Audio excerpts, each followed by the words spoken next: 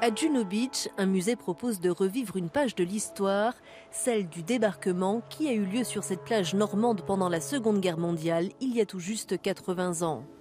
Aujourd'hui, le centre Juno Beach compte réduire son empreinte carbone. Il promeut l'économie circulaire et la protection de la biodiversité.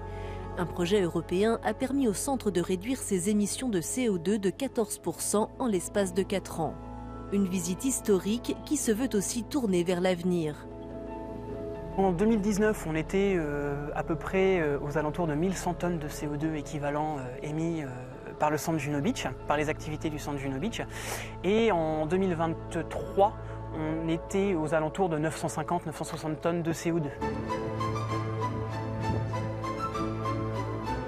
À Juno Beach, du nom de code donné par le commandement allié à cette plage normande, près de 21 000 soldats ont débarqué, dont de nombreux Canadiens et Britanniques. Plus de 5 000 d'entre eux y ont laissé leur vie. Aujourd'hui, une piste cyclable réalisée à l'initiative du centre permet d'y accéder, alors que 80% de ses émissions de CO2 étaient liées au transport des visiteurs. Dans le cadre de ce projet de développement durable, le musée a été le premier en France à proposer un tarif bas carbone.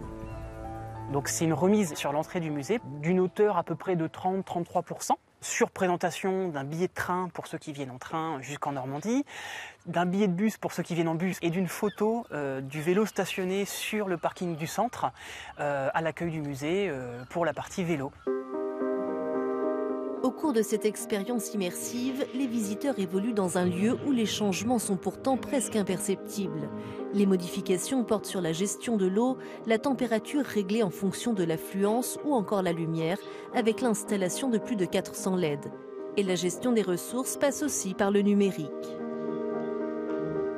Là où il fallait faire des dépenses pharaoniques avant, le numérique permet de rendre les contenus accessibles aux personnes en situation de handicap, par exemple des films du parcours, qui ont été tous traduits en bande-titre ou en sonore, de manière à ce que les personnes malentendantes ou malvoyantes puissent découvrir le parcours.